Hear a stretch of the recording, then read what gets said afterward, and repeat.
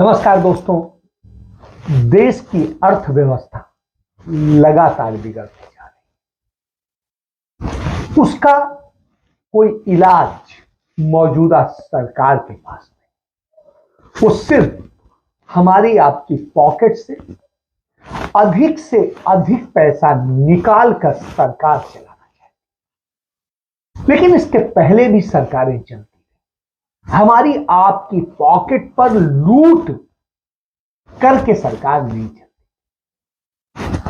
Tax लिया जाता था, उस टैक्स का एक योगदान होता था अर्थव्यवस्था में, लेकिन उसके साथ साथ आय के तमाम ऐसे संसाधन होते थे जो सार्वजनिक संपत्तियां हैं, जो सार्वजनिक उद्यम है, दूसरी चीजें हैं, विश्व में निर्यात है, इन सब से हम कमाई करके पैसा जमा करते और उस जमा पैसे से हम तमाम सारे लोगों को देते। लेकिन आज हालात इस तरह है। तो क्या सरकार देश की अर्थव्यवस्था सुधारना चाहती है? शायद नहीं। इसके बाद एक दूसरा विषय है। मल्लिकार्जुन खड़गे जो कांग्रेस पार्टी के राष्ट्रीय अध्यक्ष हैं, उन्होंने अलवर में आयोजित एक जनसभा में, जो कांग्रेस पार्टी की जो भारत जोड़ो यात्रा है, उस यात्रा के दौरान जो अलवर में रैली हुई, उस रैली में उन्होंने कहा कि कांग्रेस पार्टी ने देश की आजादी में एक महान योगदान दिया। उनके तमाम सारे नेताओं ने इस देश के लिए अपने प्राणों की आहुति दी और जब सर्वोच्च बलिदान दिया हो, जेल काटा हो, तमाम तरह की तकलीफें सही हो, उसके बाद जब भारतीय जनता पार्टी के लोग कांग्रेस के नेताओं, खासकर राहुल गांधी और गांधी परिवार पर तमाम तरह के अनर्गल आरोप लगाते हैं, उस स्थिति में यह कहना आवश्यक बनता है कि क्या भारतीय जनता पार्टी, आरएसएस का कोई भी एक ऐसा नेता है या उसके घर का कोई एक है जिसने इस देश की आजादी के लिए अपने प्राणों की आहुति दी हो? क्या उनके कुत्ते तक ने दी हो? वही बता दे, क्योंकि वो नहीं बता सकते। उनके पास इसका इतिहास नहीं, उनके पास तो गद्दारी का इतिहास। इस बात को लेकर के मल्लिकार्जुन खड़गे ने तो इससे भारतीय जनता पार्टी क्या बताए?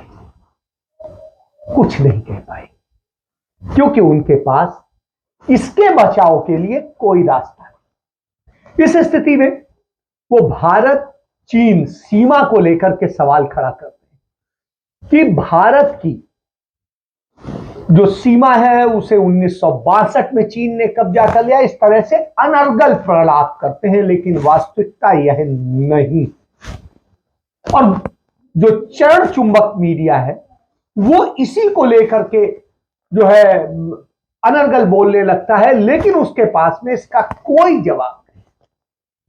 दूसरी चीज, यदि हम और बात करें तो उस स्थिति में जब हम जाते हैं तो एक सवाल और है जिस पर चर्चा करना पड़ता है। जब देश की अर्थव्यवस्था गर्त में जा रही, सारी चीजें हो, सार्वजनिक संपत्तियों, सार्वजनिक धन को बचाने की जरूरत, उस वक्त में आम आदमी पार्टी और भारतीय जनता पार्टी दोनों की बात, दोनों सार्वजनिक धन को विज्ञापन के लिए कई सौ करोड़, हजार करोड़ रुपया विज्ञापन पे खर्च करती है। तो चलिए, सरकारी योजनाओं का विज्ञापन करना कोई बुराई नहीं, जिससे कि लोग अवेयर हो, लेकिन आप अपनी ब्रांडिंग के लिए करते हैं और उसके बाद पार्टी का प्रचार भी, चुनाव का प्रचार भी सार्वजनिक धन से करते हैं, वह गलत है और वह अपराध भी। तो यह सब इन्हीं सारे मसलों पर आपके साथ बात करूंगा। तो सबसे पहले शुरुआत करता हूं विज्ञापन को लेकर। विज्ञापन का मसला क्या है? आम आदमी पार्टी जो राजनीति बदलने आई थी, उसने 2016 के दौरान चुनाव प्रचार में पार्टी का प्रचार सरकारी धन, दिल्ली के सार्वजनिक धन से किया। जैसे पंजाब में सरकार आने के बाद अप्रैल महीने में ही शुरुआत कर दी और आम आदमी पार्टी ने यहां पर भी पार्टी का प्रचार किया।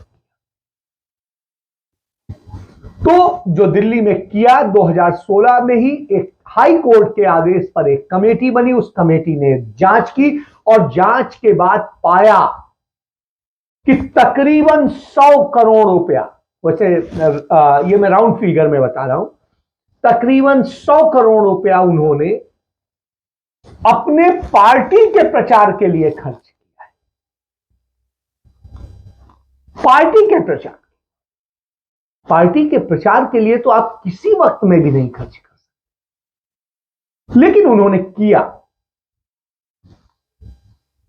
इसको लेकर के जो दिल्ली के एलजी है मिस्टर सक्सेना, बीके सक्सेना, उन्होंने नोटिस जारी करके कहा है कि आम आदमी पार्टी या अरविंद केजरीवाल इसका भुगतान, जो 90 करोड़ रुपया है, इसका भुगतान सरकार को करे, क्योंकि यह धन सार्वजनिक है, आपकी पार्टी का नहीं, आप पार्टी फंड से कीजिए। एक दूसरा, दिल्ली के अलावा 2016 के बाद भी इस तरह की प्रक्रिया चलती रही है और यह होता रहा है और इसके तमाम उदाहरण मौजूद हैं। इसके बाद पंजाब में सरकार बनने के बाद भगवंत मान सरकार ने पूरा धन झोंक दिया गुजरात के चुनाव।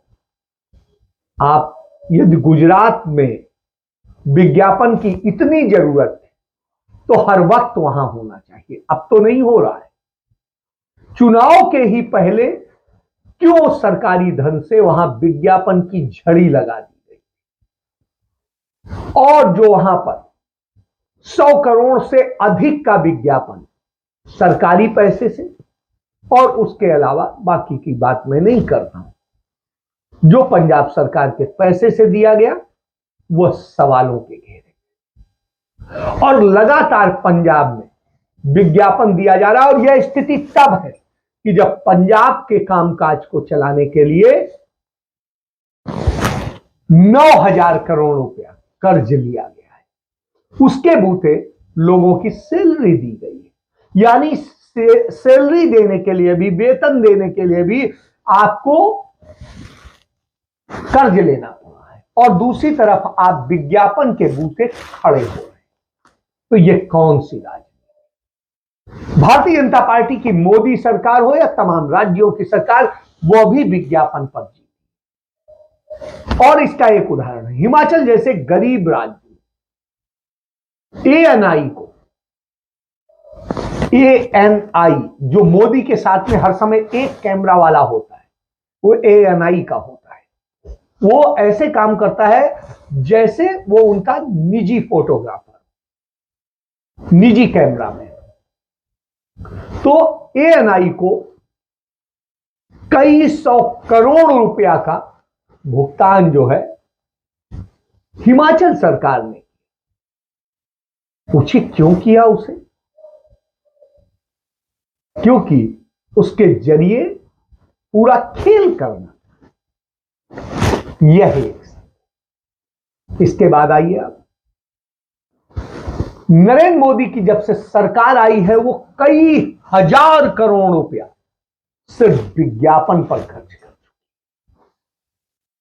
जबकि भारत सरकार का विज्ञापन का बहुत छोटा बजट होता है। क्योंकि पंडित नेहरू ने एक चीज कही थी, हम योजनाओं का प्रचार प्रसार तो करेंगे लेकिन विज्ञापन के जरिए न तो निजी न सरकार की ब्रांडिंग नहीं करेंगे। आज की स्थिति यह है, सिर्फ ब्रांडिंग पर पैसा खर्च होता है विज्ञापन का, न कि अपने लिए। और जो सूचना प्रसारण मंत्रालय या सूचना और जो जनसंपर्क विभाग है उसके ही बजट से नहीं होता, विभिन्न विभागों का भी बजट उसमें इस्तेमाल होता है, विभिन्न मंत्रालयों का पैसा भी खर्च होता है, और वो ब्रांडिंग निजी तौर पे की जाती है। जैसे मोदी की सेना, पीएम का ये, पीएम का वो, मोदी का ये, मोदी का वो, केजरीवाल सरकार, ये सरकार, वो सरकार। तो इस तरह से आम आदमी पार्टी की सरकार। तो साहब, आप पंजाब सरकार ये कर रही है, भगवंत मान सरकार ये कर रही है, यह कह के प्रचार नहीं किया जाता। इसी तरीके से मोदी सरकार ये कर रही है नहीं होता है, भारत सरकार ये कर रही है, केंद्र सरकार ये कर रही है, यह किया जाता है। लेकिन आज तो उनके चेहरों को चमकाया जाता है। यह धन की बर्बादी है और यह अनियमितता की श्रेणी में आता है, और इसे ब्रांडिंग के तौर पे ली तो यह बर्बादी है धन। तब जब भारत की अर्थव्यवस्था कितनी गर्त में जा रही, हालात ये है कि यदि यही स्पीड रही तो आने वाले वक्त में जब वैश्विक मंदी खड़ी होगी, उस समय भारत आत्मघाती स्थिति में होगा। और यह स्थिति है जो मोदी इकोनॉमिक्स है, उसमें चंद पूंजीपति तो रईस के रईस और बहुत रईस होते जाएंगे, लेकिन शेष बाकी बर्बादी में जाएंगे, देश बर्बादी में जाएगा। भारत की स्थिति आप देखिए, भारत का आज जो व्यापार घाटा है वो भारत में ऐतिहासिक रूप से सबसे ज्यादा है। क्यों है? क्योंकि हम जितना आयात कर रहे हैं उसके मुकाबले निर्यात नहीं कर पा रहे हैं, और जो निर्यात कर रहे हैं वो क्या कर रहे हैं वह भी समझ। भारत का जो खपत है पेट्रोलियम पदार्थ की, तेल की, वो तकरीबन हम 10 से 12% पैदा करते हैं भारत में। उसके अलावा हम निर्यात नहीं, आयात करते हैं। अब स्थिति है, हमने क्या किया कि हमने रसिया से समझौता किया और उनसे हम तेल खरीद रहे हैं सस्ते दाम। हम उसका लाभ भारत के लोगों को नहीं दे रहे हैं, उनसे हम लूट रहे हैं, उनकी जेब से लूट रहे हैं। वही वो खरीद कौन लोग रहे हैं? अदानी, अंबानी, ये लोग, जिनके पास है। भारत सरकार तो थोड़ा खरीदता है, ये खरीदते हैं, भारत आता है रिलायंस की रिफाइनरीज में और दूसरी उनमें निजी रिफाइनरीज में, वो रिफाइन होता है, और रिफाइन होने के बाद वही तेल दुनिया में बेचा जाता है, और उसके बूते हम कहते हैं हमारा निर्यात बढ़ा है। तो साहब, निर्यात आपके ऊपर नहीं बढ़ा है, आपकी स्थिति यह है कि आप खुद में हालत यह हो गई है कि आपका उत्पादन लगातार घटता जा रहा है। जो भारत का उत्पादन 7%, 8% का होता था, वो 4% पे पहुंच गया, 4%। और एक वक्त में हमारे यहां उत्पादन 10% तक था, आज हमारा 4%। और ये 4% भी उस स्थिति में है जो निर्यात को जा रहा है, वो भी इसमें शामिल है। तब आप समझिए यदि वो हटा देंगे तो ये शायद 2-2.5% रह जाए। तो इस स्थिति को यदि आप देखें तो भारत की स्थिति, जो भारत का कोर सेक्टर है, जब वो बर्बाद होता है तो तमाम चीजें क्यों हो रहा है? क्योंकि कोर सेक्टर में सीमेंट भी आती है। सीमेंट का पूरा एकाधिकार हमने किसे सौंप दिया? अदानी को। पेट्रोलियम का सारा वो हमने किसे सौंप दिया? अंबानी को। कोयले का जो तीसरा सेगमेंट है इसमें, उसका हमने किसे सौंप दिया? अदानी को, और उसमें अंबानी भी है देश के स्तर पर। तो आप ये समझिए इस तरह से तमाम सारी चीजें, और ये इतनी हमने नहीं है, और भी है, उत्पादन के और भी सेक्टर्स हैं। तो उनमें अधिकतर सेक्टर में जो 8 सेक्टर होते हैं, उन 8 में से 7 में यही दोनों कार्य, आप समझिए। तो हमने देश का भला करने की बजाय इन 5 उंगलियों के बराबर इन पूंजीपतियों को सब सौंप दिया, और जब इन पूंजीपतियों को सौंप दिया आपने देखा इंफ्रास्ट्रक्चर जैसे, तो कोर सेक्टर में इंफ्रास्ट्रक्चर भी हम नहीं दे सकते। तो उस स्थिति में देश किस गर्त में आप भेज रहे हैं, इससे समझ लीजिए कि आने वाला वक्त किस स्थिति में जाएगा। ये मुनाफा कमा चले जाएंगे, और ये सारा काम भारत सरकार की बैंकों से लोन लेकर करते, अपना पैसा नहीं लगाते, कुछ मार्केट से उठाते हैं, कुछ लोन से उठाते हैं, यानी दोनों तरफ से आपकी जेब से उठाकर ये बिजनेस करते हैं, मुनाफा कमाते हैं, और नुकसान होता है तो बैंकों को झेलना पड़ता है, और वो आपकी जेब, तो नुकसान भी आपकी जेब से पैसा भी गया, और बैंकों को भी लूटा गया, और देश को भी लूटा गया। तो यह मोदीनॉमिक्स, और आम आदमी आत्मनिर्भर की बजाय सरकार पर निर्भर होता जा रहा है, भिखारी बनता जा रहा है, मोदी पर निर्भर हो रहा है। यह स्थिति है।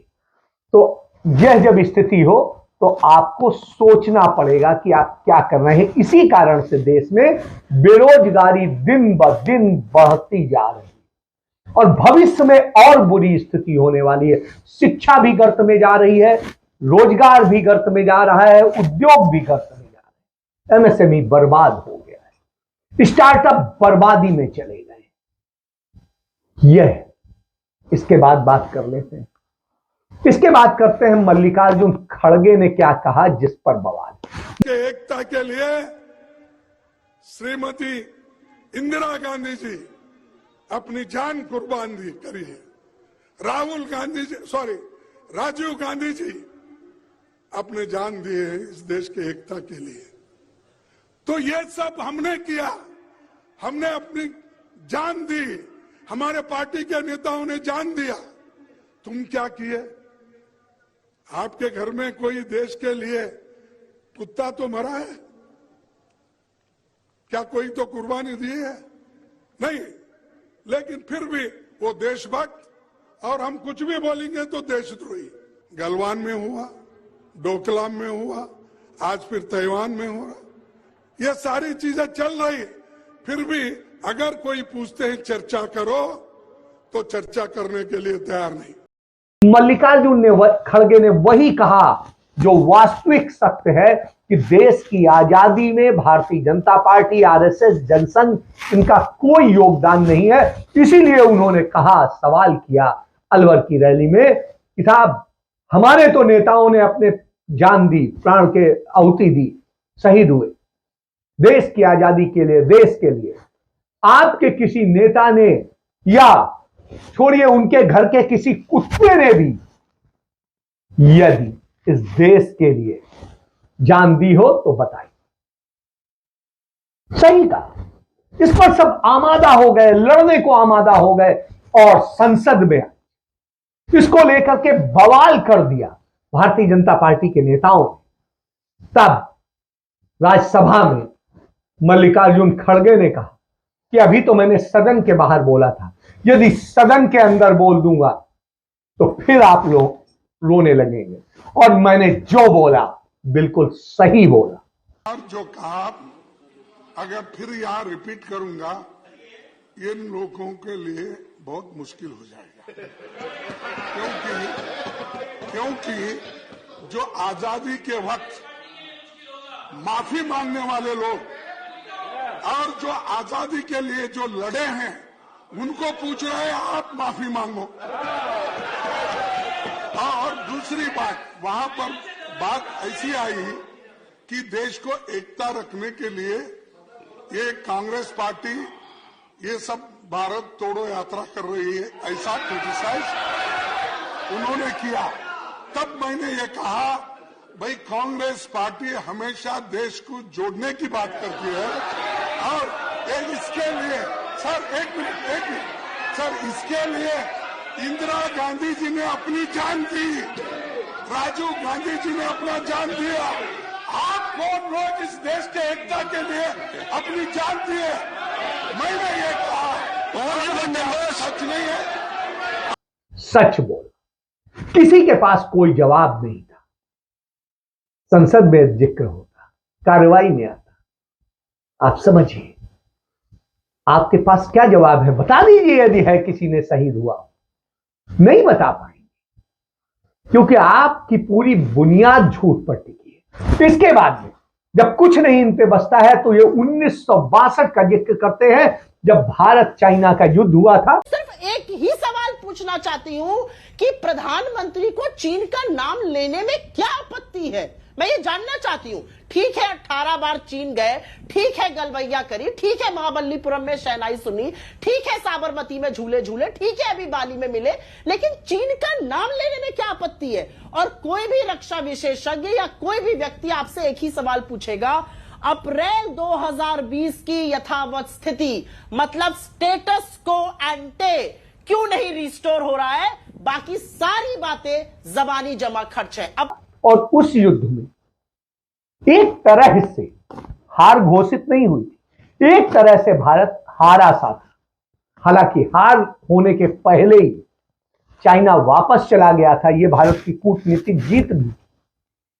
भारत कमजोर था क्योंकि उतने संसाधन नहीं थे, गरीब देश था, देश बनाने की दिशा में काम कर रहा था। उस स्थिति में जिस 38,000 वर्ग किलोमीटर की भूमि को वो कहते हैं कि चीन ने कब्जा कर लिया, चीन ने 1 इंच भूमि उस दौर में कब्जा नहीं की। वो जिस पॉइंट पर था उसी पॉइंट पर वापस लौट गया, क्योंकि 1954 के पहले जो भारत का नक्शा था, जो राजा हरि सिंह ने वास्तविक रूप से भारत को सौंपा था, जम्मू कश्मीर का हिस्सा जिसमें लद्दाख का यह हिस्सा है, वही भारत के पास। और 1962 के युद्ध के बाद भी वही भारत के पास रहा, कुछ कब्जा नहीं किया। अक्साई चीन पर भारत कभी काबिज था ही नहीं, न देश की आजादी के पहले काबिज था, न जम्मू कश्मीर के भारत में विलय के बाद काबिज था। और 1953 में जो नक्शा था भारत का, उसमें स्पष्ट दिखता है कि वो भारत सरकार उस पर काबिज नहीं थी। 1952 में पंडित नेहरू ने एक नया नक्शा अपने यहां पास किया। वो नक्शा उन्होंने पास किया किस आधार पर? जो समझौते के मुताबिक नक्शे में राजा जो थे जम्मू कश्मीर के हरि सिंह, वो जो कहा करते थे कि ये हमारा हिस्सा है, हालांकि वो कभी उस पर कब्जा ले नहीं पाए, तो उस हिस्से को उन्होंने शामिल दिखा दिया। इस आधार पर कहा जाता है कि उन्होंने 38,000 वर्ग किलोमीटर की भूमि भारत की चीन के कब्जे में चली गई, वो हार गए। लेकिन वास्तविकता से ये परे, वो कभी भारत का हिस्सा नहीं था, जैसे तिब्बत कभी भारत का हिस्सा नहीं। तो यह बातें सत्यता से परे हैं, इसको समझने की जरूरत है। इसके बाद भारत की जमीन कब कब्जा की? उस समय जो एलएसी डिसाइड हुई थी, वो एलएसी थी, लेकिन मौजूदा नरेंद्र मोदी की सरकार में जरूर वो 2000 किलोमीटर से अधिक की भूमि चीन ने कब्जा कर ली। यह नरेंद्र मोदी के शासनकाल में हुआ। नरेंद्र मोदी के शासनकाल में चीन ने जो 1962 में भी नहीं कर पाया था, उसने रोड बना दी, उसने गांव बसा दिए, उसने पक्के स्ट्रक्चर खड़े कर दिए, उसने अपनी सैन्य छावनियां खड़ी कर दी। तो यह नरेंद्र मोदी के शासन में हुआ है। और उसके बाद भारत के इतिहास में सबसे बड़ा आयात चीन से होने लगा, सबसे बड़ा आयात, सबसे बड़ा। तो इससे आप समझ लीजिए कि देश के साथ धोखा किसने किया है। धोखा उन्होंने किया है जो झूठ बोलते हैं, और इन झूठ बोलने वालों के कारण आप तो सच को जानना इसलिए बेहद जरूरी है, क्योंकि झूठ की बुनियाद पर ही भारतीय जनता पार्टी का साम्राज्य खड़ा है। इसीलिए हिटलर के प्रचार मंत्री गोएबल्स को ये अपना मानते हैं, और यही वजह है कि ये गोएबल्स के प्रेमी हैं, हिटलर की नीतियां अपनाते हैं और सच की जुबान बंद कर देना चाहते। तो इस सच को आप जितनी जल्दी जानेंगे, पहचानेंगे, आप अपने बच्चों को, अपने भविष्य को बचा पाएंगे। अन्यथा बर्बादी की दिशा में बड़ी तेजी से भारत दौड़ रहा है। तो सच को जानिए, पहचानिए और जो उचित समझिए वो कीजिए। जय हिंद, जय भारत।